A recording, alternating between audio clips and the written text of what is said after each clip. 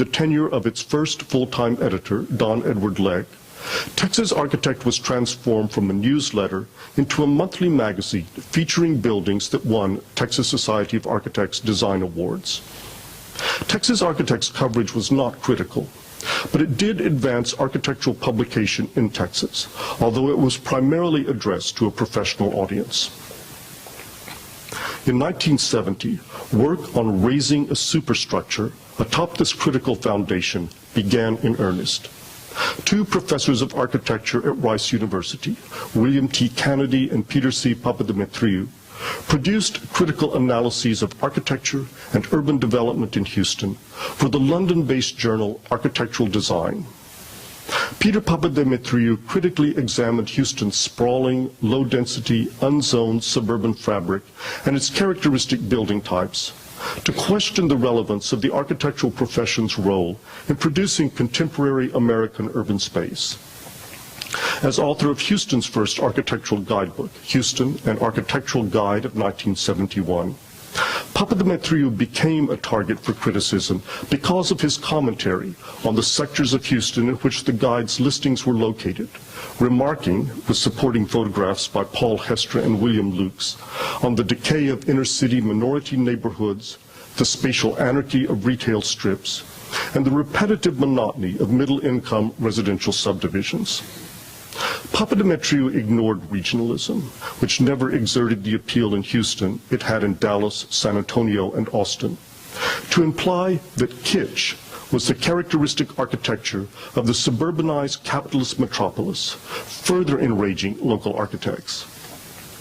From 1979 to 89, Papadimitriou was the first Texan regional correspondent for Progressive Architecture magazine. He also wrote about Houston in national and international architectural reviews and became a point of contact for such visiting critics as Ada Louise Huxtable.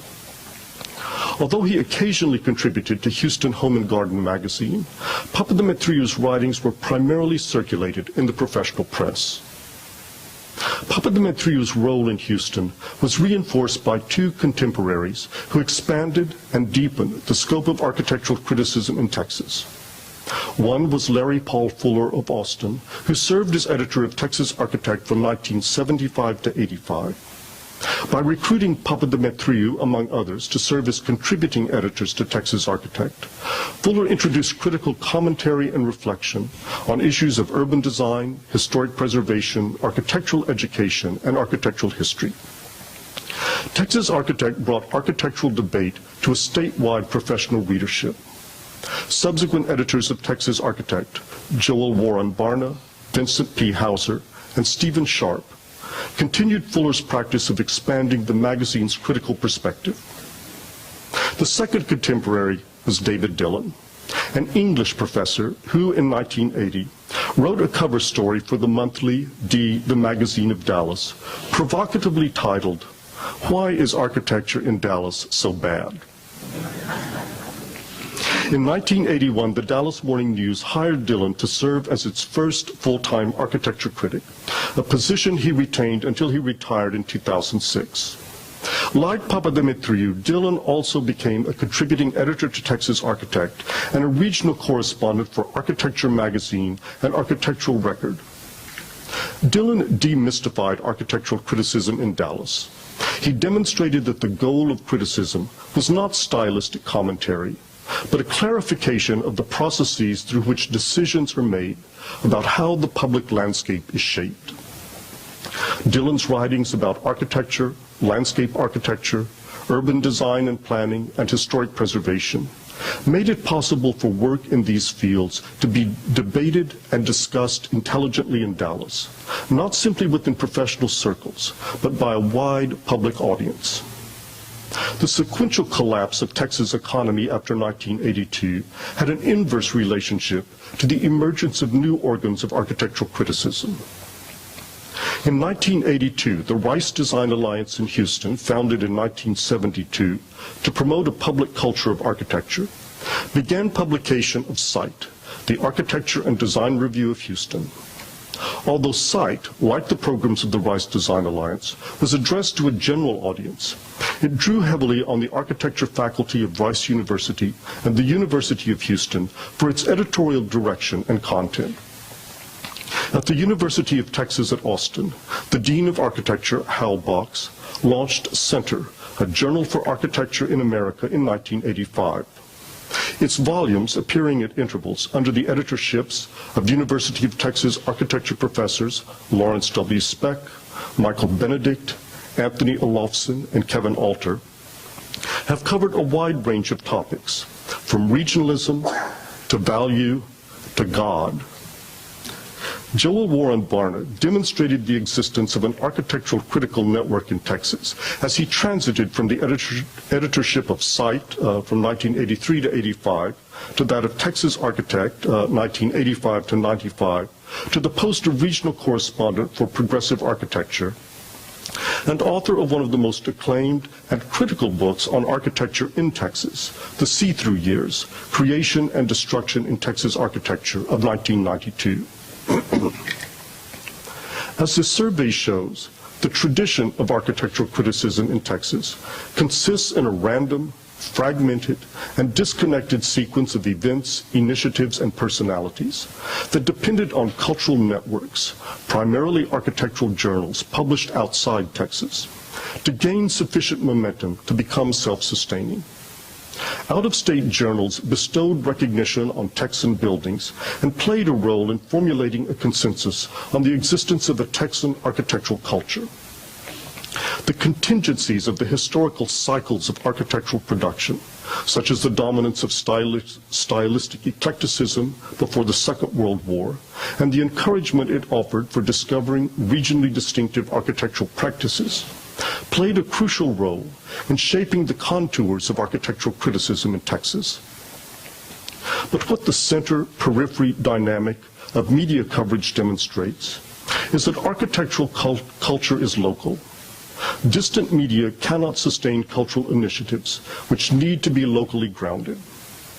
University schools of architecture are of enormous benefit in that they support a culture of architectural expertise and discourse that can be externalized to address publics outside the academy. Documenting the history of architecture is an essential task because such knowledge underpins reasoning and judgment. Yet for criticism to function effectively as an instrument of public consciousness, it cannot be the preserve of specialized academic or professional constituencies, nor is it subordinate to architectural history. Criticism can externalize processes of conception and construction and explore the consequences of design on those who occupy buildings or come into contact with them, the impact of buildings on urban spaces, and the quality of life those urban spaces contain. Criticism, as Tafuri maintained, tests works to determine what their contradictions are. David Dillon's career as the Dallas Morning News' architecture critic demonstrates the value that accrues to an entire city when this process of critical testing occurs as public discourse. Thank you.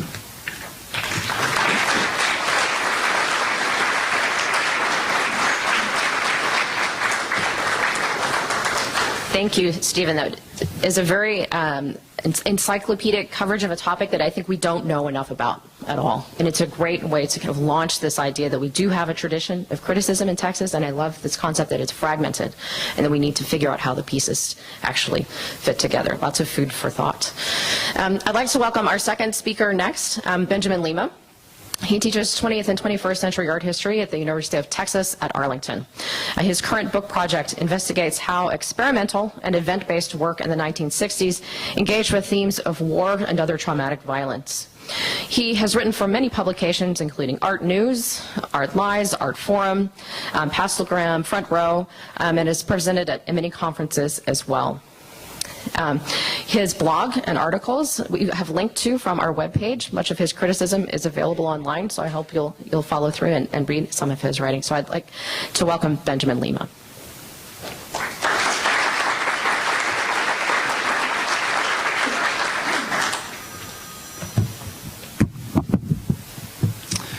Thank you very much for the invitation to participate in this dialogue. I'm very happy to be here, and thank you to Professor Holliday for the invitation. My own background is in, it's not mine, is it? Is obviously in the criticism of the visual arts, of which there are many obvious differences with architectural criticism. But rather than speculating explicitly on the parallels, I will leave those to the listeners to fill in themselves. My profession is that of an art historian, and I follow the tradition of many art historians in getting into art criticism as a kind of sideline. Perhaps the most illustrious example is the legendary Renaissance art historian Leo Steinberg, who, while he was not working on Renaissance art in New York at the Institute of Fine Arts, began writing reviews for Art News of artists such as Jasper Johns and Robert Rauschenberg. Oh, it's not mine. Articles on artists such as Jasper Johns and Robert Rauschenberg, which are now some of the canonical texts on those artists. In my experience coming to North Texas as a full-time academic and interested in continuing this tradition of sideline art criticism, I discovered that editors in North Texas have been extremely interested in criticism, with two stipulations. First, that it should be on the web, and second, that you must not expect to make a living doing it. If you are willing to write for an online publication and have some other means of support, in my experience, there is a vast appetite for criticism. But the limitations of this is what I would like to discuss in my paper. The second thing I would note is that I didn't bring any images, and I worried for a second that my art historical license might be revoked by doing this. But in fact, part of what I have to say is about the issues that suggest that sometimes the images, the actual content of the images doesn't even matter. There are three ideas that I want to discuss, which are three ways of really getting at one issue. The issue is, what are the functions and effects of criticism once we set aside the literal meaning of the assertions found in the critical writing? The first idea is the idea of criticism as an illocutionary act. This comes from the idea of a speech act, that by saying something, you make something happen. The speech is the locution, and the thing that happens is the illocution. The classic example is the act of marriage. If the officiant says, "I now pronounce you man and wife," that statement, that pronouncement, is itself the act that marries the couple. Legislation and judicial verdicts would be other examples of pronouncements which are themselves acts. In the case of criticism, it's relevant that criticism is described, sometimes ironically, as making pronouncements, which echoes this legal sense of the term. An act of criticism supposedly makes something happen, in the sense of adding value to or subtracting value from a work of art. This aspect of criticism is what can be described independently of the meaning of the assertions that you make in making a criticism. When you write a piece of criticism, you include a sequence of sections of the text, a description of the work that you see, the impression that it makes upon you, an analysis of the structures or techniques that create those impressions, and finally, a judgment or evaluation. Sometimes, however, the judgment is left off. The suspicion is that the judgment is superfluous. If it's in fact superfluous and one can omit a judgment, the suspicion is that what counts is the mere existence of a piece, the fact that the piece was written, the fact that the criticism takes place, regardless of whatever factual assertions might be found therein. This leads to the second idea, which is the idea of art criticism as a context between cynical and idealist views. In trying to understand art criticism, I think there's a contest between an idealist view and a cynical view, and both have elements of truth. The idealist view I think of as inspired by the Enlightenment, by Denis Diderot, the philosophe who is said to have founded modern art criticism with his writing on the Paris salons. Inspired by the 20th century philosopher Jürgen Habermas and his theory of communicative action. According to this view, criticism is a process of rational deliberation. The communication of the results of this rational deliberation take place in the public sphere.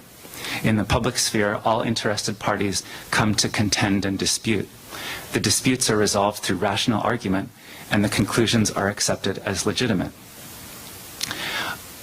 Every critic, when they struggle over finding the right word or the right phrase or the right judgment, implicitly believes in this view of criticism to some extent.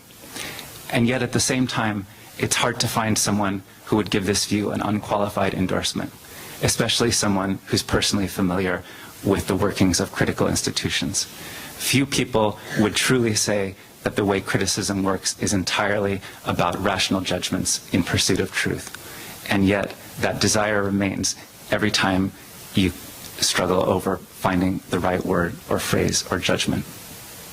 The cynical view, on the other hand, is brilliantly articulated by the critic and historian Boris Groys. Groys is an expert on conceptual art from the later years of the Soviet Union, a movement which is sometimes called Moscow conceptualism or romantic conceptualism. The best-known artists in this movement might be Ilya and Emilia Kabakov, who've been widely exhibited, and a couple of books have just come out on their work. According to the cynical view, the actual statements, the actual assertions in a piece of criticism don't matter at all. What matters is what might be called the publicity value of a piece of criticism. Once a piece is mentioned or illustrated in a specific venue, ranked according to prestige or circulation, that is what matters. After that, you can say whatever you want. Obviously, there's an element of truth in the Groysian position, but I suspect he's engaging in hyperbole. Criticism can't possibly be limited to what he describes. Here, I want to briefly engage in a dialogue with Groys to test the limits of his position. He sets out his position in an interview with Brian Dillon, published in Freeze in 2009. Groys says, "When I came from the USSR to the West at the beginning of the 1980s, almost immediately I started to write about art for the German newspapers, and I very quickly understood that people reacted only to the fact that I had written a text, that this text was published in the newspaper, had a certain length, was illustrated or not, and was or was not run on the front page of the culture section. They absolutely didn't react to what I wrote, be it description or evaluation, and they absolutely couldn't distinguish between positive and negative evaluation. So if they saw, for example, a long text with illustrations on the first page, and it was a negative review, everybody perceived it as a positive review. I understood immediately that the code of contemporary criticism is not plus or minus. I would say it's a digital code, 0 or 1, mentioned or not mentioned." That's Groys. My response: in my own brief and limited career as a critic, I would say that virtually all of the response I have received is a simple form, namely, "Thank you for writing about my work." This comes from artists, gallerists, it's true, and publicists. Actually, the majority of time there is no response, but the minority of the time there is a response of gratitude. I always write back, and to the artists I say, "My pleasure, but don't hesitate to tell me what I got wrong." This is because I, on some level, subscribe to the idealist view. I believe that I'm searching for truth, and by disputing with the artist, we can arrive at a higher truth. I don't pretend that my assertions are indisputable. There's a lot of guessing. But so far, no one has ever told me that I got something wrong. I'm not so foolish as to believe that I haven't gotten anything wrong. But this response, or lack of response, does tend to support the Groysian view that mentioning is what matters. This leads me to a related issue, namely the curious lack of comments on online criticism websites. Back when I was in school, carefully reading issues of Art Forum, I was impressed that the magazine would publish epic disagreements in the letters to the editor, running to thousands of words, among the most famous examples being Robert Storr's angry exchanges with the negative reviewers of the Venice Biennale he curated. Of course, I recognized Art Forum as being an elite and remote institution, difficult to get into, and once the internet arrived, I assumed that many of the voices shut out of such venues would be unleashed onto the public sphere of the internet, ready to disagree about many reviews. This isn't a completely outlandish idea. Anyone who's at all interested in politics knows that you can find absolutely epic, mind-numbing shouting matches on all corners of the internet with ordinary people from everywhere weighing in passionately on important political issues. In my limited experience, this doesn't seem to be the case with art criticism, at least with my art criticism. I have contributed a number of reviews to Front Row, the arts website of D Magazine, and I can tell you the average number of comments on a review is 0. Occasionally, there's one that says, "Great review," or "Thanks for the review." Now, you might think that this is merely the result of the obscurity and lack of interest in my reviews. Possibly true, but there are reasons to think otherwise. One is that other items on Front Row will occasionally receive many comments, often in the areas of news or opinion. People read Front Row, and they have opinions, just not opinions that they need to share about the judgments expressed in art reviews. Another is that I've also written reviews for the Art Forum website, a website read worldwide by many people. In fact, on Art Forum, it's also possible to comment on the reviews there. But actually, this never happens. And it's not just my Art Forum reviews. None of the reviews on the Art Forum website ever receive comments, not even the ones in New York or the ones that discuss very famous artists. There are comments sometimes, but the comments generally are shown on items of news or opinion, not on reviews. All of this tends to support the Groysian view that criticism is mainly about the binary code, 0 or 1, mentioned or not mentioned. So what actually happens to these reviews, by the way? As far as I can tell, what happens is they go into the publicity packets for the artists, the binders that you see when you walk into the gallery, or the PDFs which you can download from the website, which are then read by people like me who want background on an artist. Eventually, they become part of the artist's CV, one line.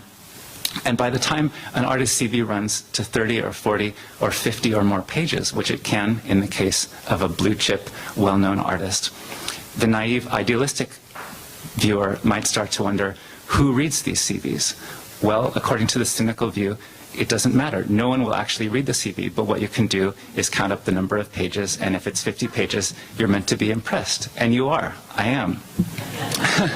To continue with Groys's comments, he says, you mention people that you like, and you don't mention the people you don't like. And you mention people because you like them, and that's the only reason for mentioning them. If you mention them, it makes no sense to criticize them, because it's obvious that whatever you say is an advertisement for them. If you don't like them, you just don't mention them. If you like them, you just approve them. So the system excludes the phenomenon of negative appreciation, something that has a very long tradition. I don't have a feeling that negative art criticism is something people do very much now. So today's criticism mostly does not function as a critique. Today, artists want to be critical, but criticism is almost always affirmative. It's affirmative, for example, by citing itself with art that wants to be critical. This is where the illocutionary nature of criticism places critics in a real bind. In a critic's education, we often learn that there is no higher value than to be critical, that is, to question, to critique, to doubt. In fact, this tone is extremely common, perhaps predominant, in so-called serious criticism. It's more respectable to do this than to write about how much you love a work or how much it moves you. But what is a critic to do when even the most critical writing, as Groys observes, is inherently affirmative? Is it possible to expressly not write about something? I, for one, would be interested to read a list published by Roberta Smith, eminent art critic for the New York Times, of all the shows she chose not to review that week and why. But of course, this kind of list is never published. It would spoil the mystery. More in a moment on that. Groys continues, the critic creates a search engine for the reader. Fundamentally, he just says, look at this. Whatever is said beyond this is perceived merely as an explanation or legitimization of this advice to look. People are not so interested in why they should look at it. They're interested in the question of whether they should look at all. They're also not interested in the critic's opinion, but in whether they should have an opinion themselves about this phenomenon. I'm often asked by colleagues, should I look at this exhibition or should I skip it? This idea of a criticism as search engine, while superficially threatening, could actually be very provocative and productive for critics because it suggests the ways that the flood of online information, so-called big data, will open up new possibilities for criticism. If we turn the kind of Google-type analytical tools to online discussion of art, it's conceivable that we could test the publicity status of artists against their critical status. For instance, which artists are widely exhibited but never reviewed, and which artists are frequently discussed despite being almost never exhibited. Data mining of big data can be a complement, not a substitute, to criticism. In the area of literary history and so-called bibliometry, this is already happening.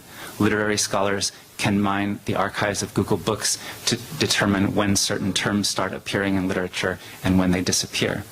And this kind of critical work can happen, if it's not already happening, with art criticism. My third idea is that going behind the scenes and revealing the mysteries could or would reveal how art criticism really works. Many of the factors that determine art criticism, massively important ones in fact, are completely hidden, completely mysterious, because no one will ever state them explicitly. In fact, no one has any incentive to state them explicitly. You can attempt to reverse engineer them, to work backwards from the results to figure out what must have happened, or you can discover them through personal connections or gossip, but they are not part of the public sphere of rational deliberation. What I'm talking about is the converse of the fact that all of the public aspects of criticism are in a sense positive. They're yeses. Yes, this artist will be exhibited. Yes, this artist gets a review. Yes, this artist gets a prize. Yes, this artist makes it onto a best of list. What we never find out is the list of all the artists that did not get exhibitions and why. The artists who did not get reviews and why. The artists who are not on the best of list and why. From an intellectual perspective, it would be extremely interesting to know these things, but it's difficult or impossible to find out. You can only guess about why someone is not getting the so-called plus ones or likes. But to understand it, we have to ask the question of incentives, rather than just lamenting that we don't or can't know any of these things. We have to ask why no one wants to reveal this information. Part of it is surely about preserving relationships in a small world. No one wants to be gratuitously insulting, as I can testify having had encounters with people that one's written about. Even if you've written something that's positive, there's a certain uncertainty about how to broach the topic. But there's more than that. Revealing the content of the no decisions would spoil the mystery. To the extent that there's mystery behind the decisions of gallerists, critics, and editors, there's power. If I said, I'm not going to review your show because you're a painter, and I just don't like painting. I prefer installation art.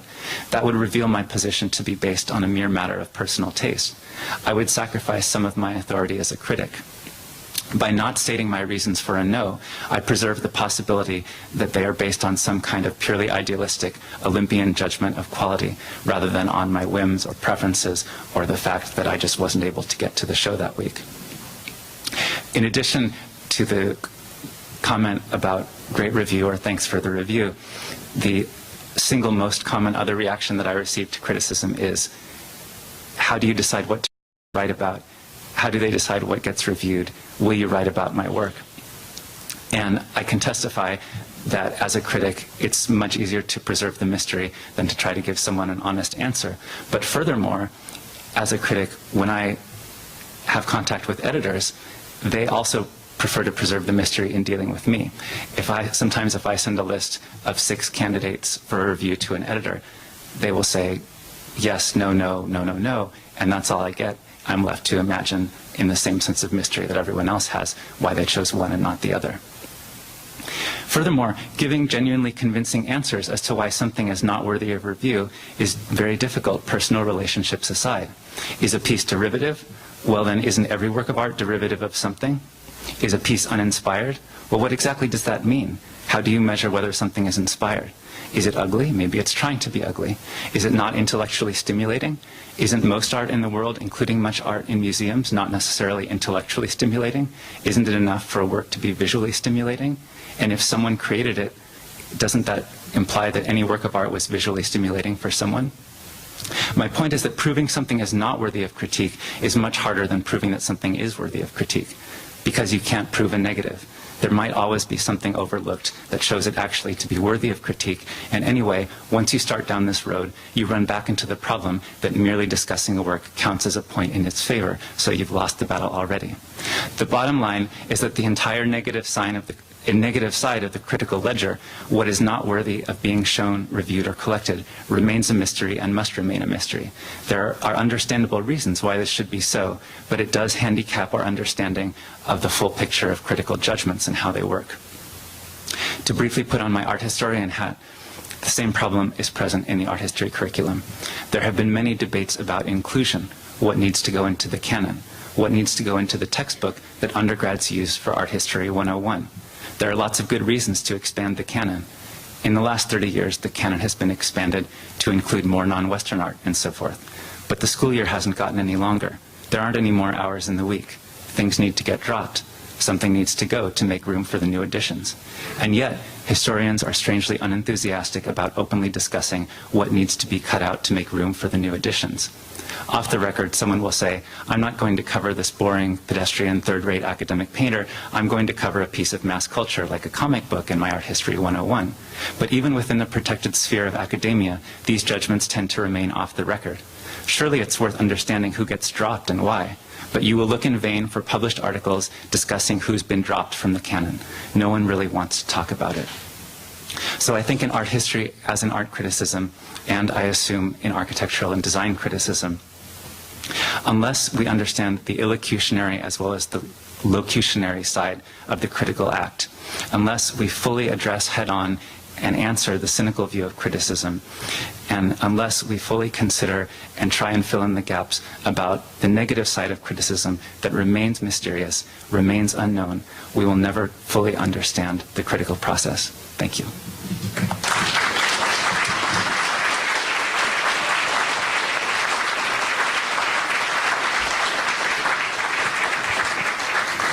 Thank you, Benjamin. Another really fascinating talk that raises central issues about the role that criticism has in shaping our view of history itself. What gets written about determines what we know 60 years later, and really, really good food for thought there, too.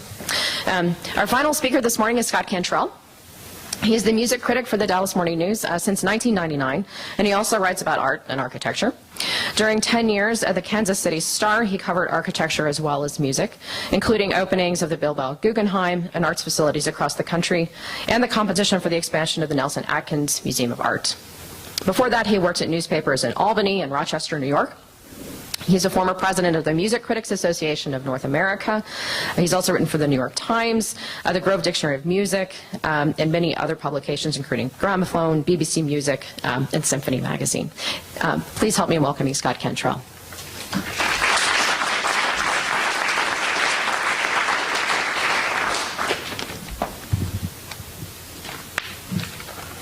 The question that immediately occurs, of course, is what the hell is a classical music critic doing in front of this distinguished gathering of architects and academics? Well, there is, of course, the famous speculation of Goethe that what is architecture but frozen music? Certainly both fields involve similar considerations: line, harmony, proportion, tension, and texture. And there are certainly other music critics who have written about both fields. I think of Mike Greenberg in San Antonio, and now Justin Davidson at New York Magazine. I'd like to explore how it happened that I am here, and something about what's going on in the newspaper world. A good number of arts critics actually have come from other fields, other academic backgrounds. David, of course, was a PhD in English literature. And I wonder, and perhaps some of you in the room can answer this, at how many full-time dedicated architecture critics have there ever been at American newspapers? By way of comparison, I noted about 15 years ago that there were some 65 full-time classical music critics at American newspapers. The figure now is about 20. Sometimes art critics also have covered architecture. That was the situation for many years at the Kansas City Star, where I was for 10 years before coming to the Morning News. Donald Hoffman certainly wrote quite knowledgeably about architecture as well as art. And it was the sequence of events after his retirement that led to my getting involved in this field, somewhat to my own surprise. I had a long-standing interest in architecture ever since I was a kid, and was fascinated by what we've come to call mid-century modern architecture. And a course as an undergraduate at SMU introduced me to architecture as an academic consideration or a critical consideration, and I began collecting books on architecture and reading architecture criticism, not for a moment thinking I would ever be involved in it myself, but accumulating several bookcases full of architecture books over the years. After Don retired from the Kansas City Star, neither of his two successors as art critic had any great interest in architecture, and so I sort of stuck up my hand one day when a major new building was going up and said, you know, I'd be interested in writing about this, and if you like it, fine. If you think it's terrible, well, that will be the end of it. Well, the editor at the time seemed to think it was pretty good and encouraged me to do some more. As was mentioned, the paper, even over the years, sent me to cover the opening of the Bilbao Guggenheim, And during those years, I think I helped prevent a really stupid public art project that would have spoiled an elegant downtown park and the destruction of a wonderful picturesque apartment building at the corner of the Country Club Plaza. I'm proud of those things. What's happening with architecture criticism and arts criticism in general at newspapers is symptomatic of larger trends in papers. Newspapers in America have been losing readership for decades. As more couples both are working and working longer hours, there has also been the rise of television as a news source and now cable TV with its multiple channels of shouters. The decline, of course, has been hastened by the internet as another manifold source of information and opinion. Recessions and corporate consolidations have taken heavy tolls on advertising, which in effect has subsidized American newspapers.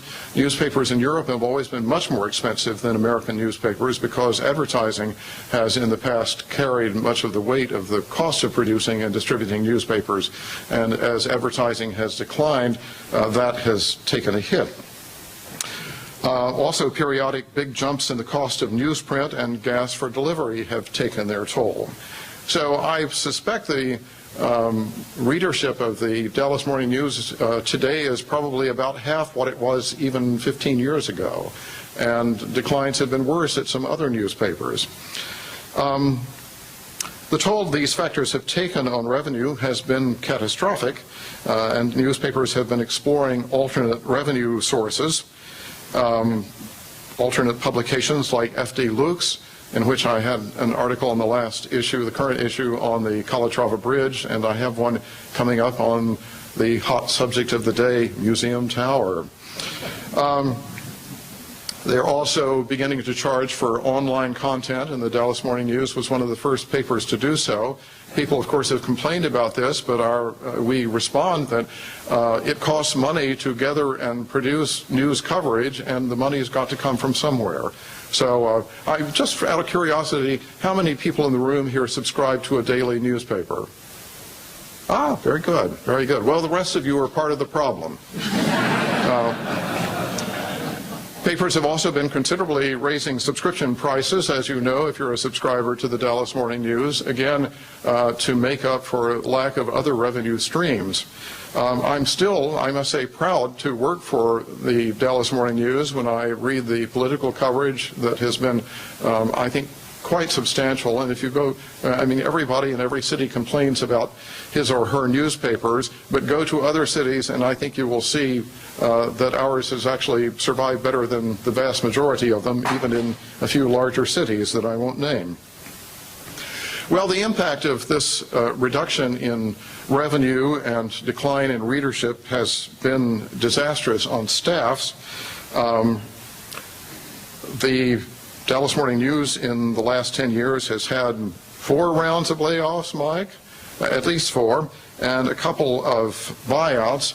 A couple of the layoffs were absolutely catastrophic, and one of my lasting memories and appreciations of David Dillon will always be of the day we had our first really ugly layoff, and just we were all told to be in the office at 9 a.m. and your phone would ring and you would be called into a little room down the hall and told that your job no longer existed. So we were all sitting there as phones went off and people were bursting into tears. And at the end of it, David came up to my desk after it was all over and said, "You want to go out for lunch?" And I said, "Well, if we can go someplace where we won't run into any of our colleagues." So we went over to the Dallas Museum of Art's nice restaurant, and each of us had 2 glasses of wine with lunch, and that's the only thing that got me through that day. So I've always been grateful to David for that initiative. Well, to tell you what happened at the Morning News, when I came here 12 years ago, there were 16 full-time arts and entertainment writers and critics. It was probably the 3rd or 4th largest A&E desk in the country. We had an art critic, an architecture critic, 2 classical music critics, 2 pop music critics, 2 theater critics, 3 movie critics, a TV critic, a radio reporter, a books critic, and a floating entertainment writer. Now we have 5. We have a classical music critic who also writes about art and architecture, journalism being the art of writing about things you know nothing about, a theater critic, a pop music critic, a movie critic, and an arts reporter, Mike Granberry, my colleague over there. Other papers have been hit even harder. If you subscribe to the Fort Worth Star-Telegram, you will be aware of the fact that the Star-Telegram, along with the whole Knight Ridder chain of papers, was bought by the McClatchy chain several years ago at top dollar and running up enormous debt just before the economy tanked. They have been having layoffs about 3 times a year of late, and will probably continue to be shedding people because the company has been left in such desperate financial shape. So I'm glad to work not for one of the huge chains governed by some remote board in another place, but for a foreign newspaper company whose headquarters are across the street, whose CEO has deep roots in the community, who has an interest in the arts, was a former chairman of the board of the Dallas Symphony, and with support from editors all the way up. I don't have to fight, as many of my counterparts at other papers do, for the importance of arts coverage. That said, space seems to be ever tighter, and I joke that I seem to be writing haiku reviews sometimes. Alas, that probably doesn't bode well for hiring another art or architecture critic. Although we did offer the art critic job to a couple of people several years ago, and both of whom turned us down, and of course the financial situation has gotten worse since then. I have a little personal story about David. When I arrived at the DMN 12 years ago, all but 2 members of the staff were immediately very warm and welcoming. The 2 were a bit reserved, and one of them was David, the other was Janet Kuttner, the longtime art critic. I, of course, knew of David's work, and in fact, one of my treasured possessions is an article he wrote some years ago about what he called North Dallas specials, and which has since come to be called McMansions. And it was a delicious deconstruction of them and analyzing all the elements. And there was a great graphic showing, the Palladian window and the Corinthian columns and how they came from various places. It was one of the wittiest pieces on architecture I've ever read, and of course devastating. And that was written while I was, I think, in Kansas City, and my cousin who lives here sent it to me, and I still treasure that. It's one of the great pieces of architecture writing. Well, anyhow, David and Janet were a little remote, like, who is this new guy? And I went up to David one day and talked a bit about architecture, and he sort of raised an eyebrow, like, yes. And this happened a couple of other times. Well, then at some point, I think he decided that I actually did know something about architecture. And then we engaged in great conversations in the office. We'd stand around and talk about new buildings or architects, and both good and bad. And I think both of us enjoyed this, and I was flattered that he took me into his counsel. David tested, as those of you who knew him know, he tested everyone for intelligence and integrity. He did not suffer fools or pompous people or pretense, but once you passed the test, he was the warmest of friends, smart as could be, enthusiastic yet skeptical, deliciously irreverent and teasing. He was also the least possessive and least defensive colleague, as all of us could report, and loved nothing more than collaborating with others on stories. We shared coverage on the openings of Walt Disney Hall in LA and the AT&T Performing Arts Center in Dallas. After he left, David would phone periodically just to shoot the breeze and see what was going on in my life and talk about what he was doing. One summer afternoon, I got one of those calls, and we talked about our plans for the rest of the summer. He wondered when I was coming to visit him in Maine. The next morning, our editor called and reported that he had died, and I spent the next day writing his obit, the obit of someone I admired enormously and had been lucky to have as a wonderful friend. When David and Janet took a buyout in 2006, I told the editors, well, I'll help out until you hire somebody. I didn't dream that I'd still be writing about both beats more and more, in fact, 6 years later. We have tried freelance writers, but do you know how hard it is to find a genuinely skillful, engaging writer about the arts? academics, and I say this at the risk of being slaughtered here, are the worst. It's no secret that academic writing seems to value obscurantism above all. In a newspaper, the challenge is writing engagingly and knowledgeably for general audiences. I always imagine writing for someone educated but not trained specifically in classical music or art or architecture. In the end, as Virgil Thompson, the music critic and composer, said, it's a writing job. And part of the job is to entertain. The worst offense that a critic can commit, at least in a newspaper, is to be boring. We will probably never again have the kind of authority and glorious writing David brought to the paper and North Texas. Fortunately, we have a first-rate real estate writer, Steve Brown, who covers development extensively and has a real concern for design, and that helps.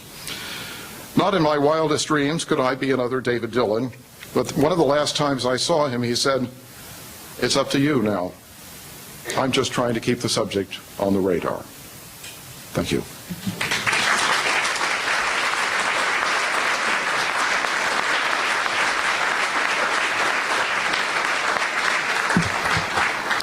Thank you for that very moving remembrance and call for readership as well.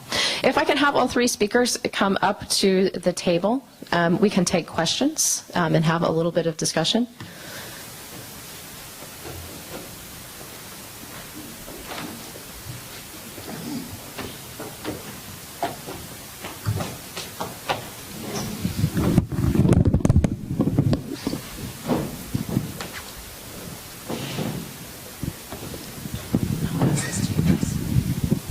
Who wants to go first? We have questions from the audience.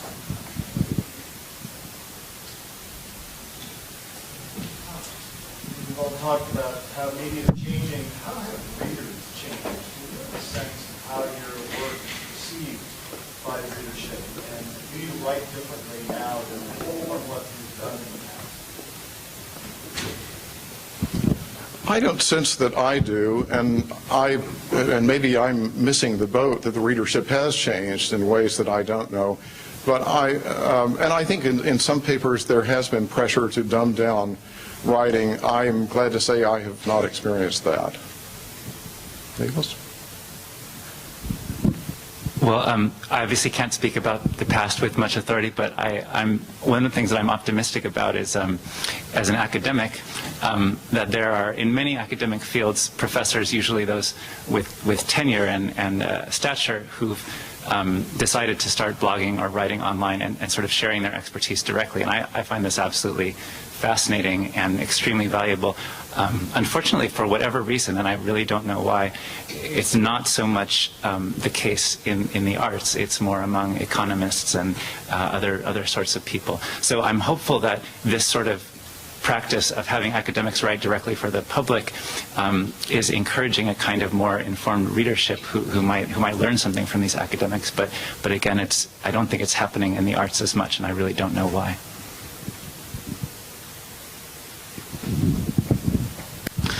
Well, I'm primarily an architectural historian, but do from time to time write architectural criticism. But some of Benjamin's observations definitely struck a chord, which is I get the sense that I could write anything I want because no one reads it, which is actually turns out to be a great freedom. If you're not a needy personality, it's wonderful. But I was therefore intrigued, Benjamin, when you talk about the kind of lack of response on blogs, and I think the question Tom Fisher asked is really, in a way, the kind of question that was implicit in much of your observations about who are readers and why do readers seek out this material. And I've noticed that in the Houston Press, which I guess is like the counterpart is at the Dallas Observer, the weekly popular giveaway newspaper, that if the popular music critic writes something that someone disagrees with, they get these immense number of letters to the editor. So it's intriguing to see that in some forms there is this really extraordinarily engaged, passionate, opinionated public that will kind of take on and avidly reads what people write to sort of evaluate it.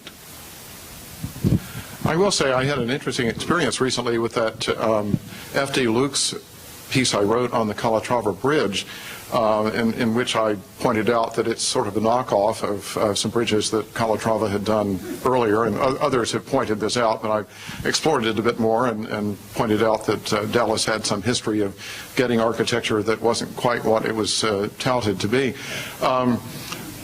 Amazingly, it got, I believe, 27,000 hits within that first weekend, which was said to be a record for F.D. Luke's, which is the sort of lifestyle magazine that the Morning News puts out monthly.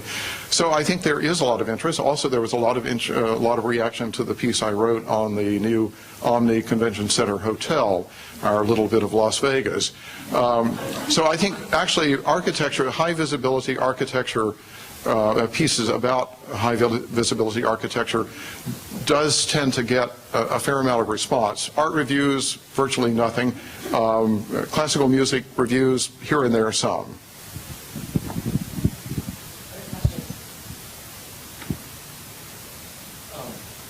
With real estate development traditionally being such a important part of the local economy, do you sense any pressure in terms of negative reviews of particularly speculative developments, or have you seen that in the past? Not in my experience. No, I'm glad to say there has been no pressure one way or the other ever in my experience.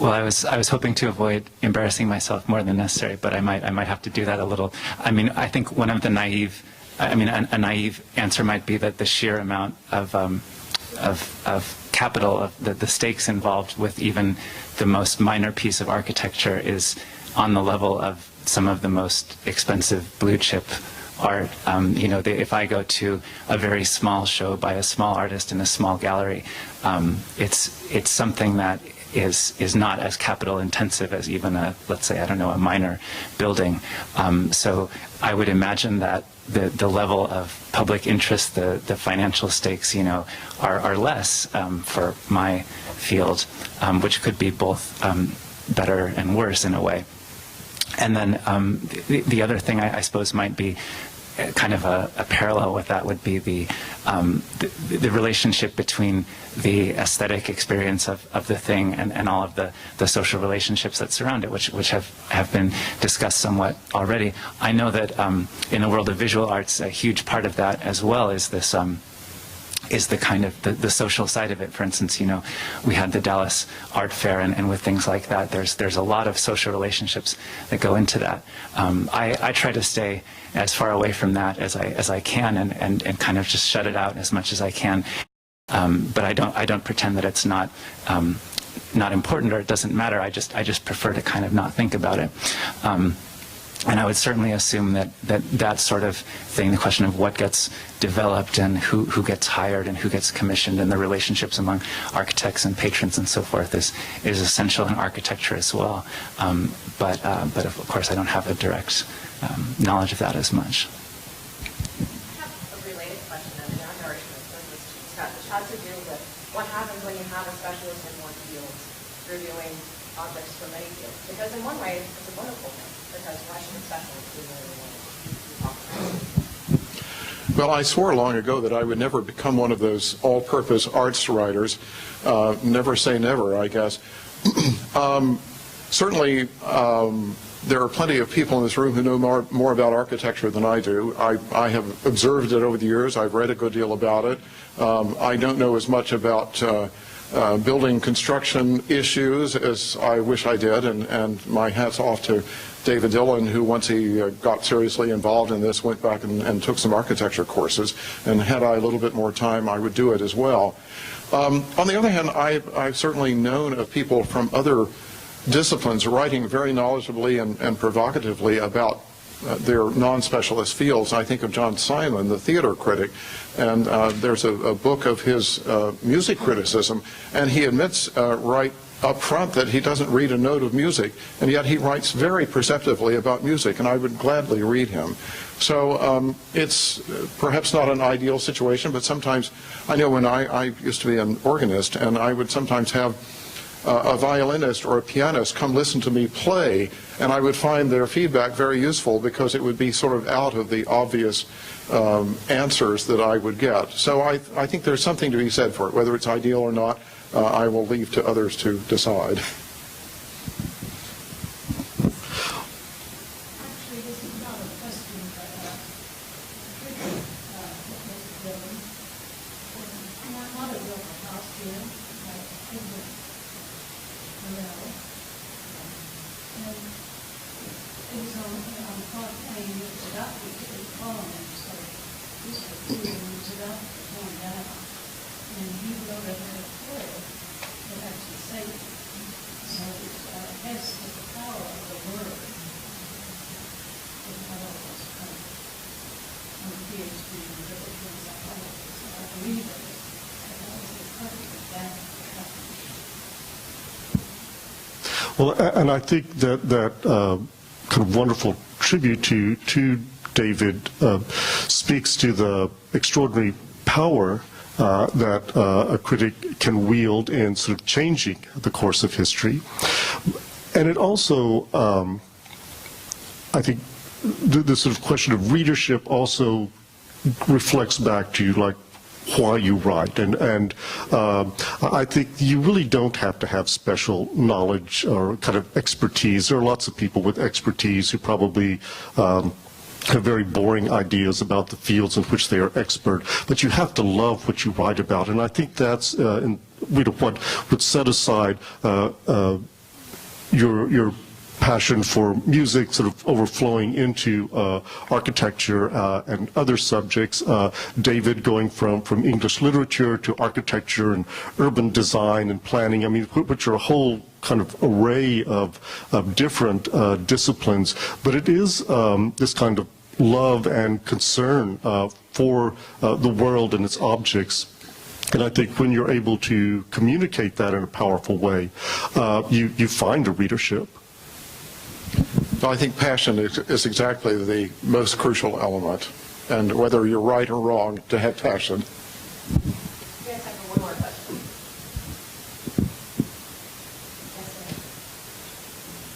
Yes, this is going to be well in light of what Mr. Lima was talking about with regard to ambition and criticism. And our city has undergone tremendous change in the last several years, so I'm curious how the Dallas Morning News makes their decisions about what buildings they provide.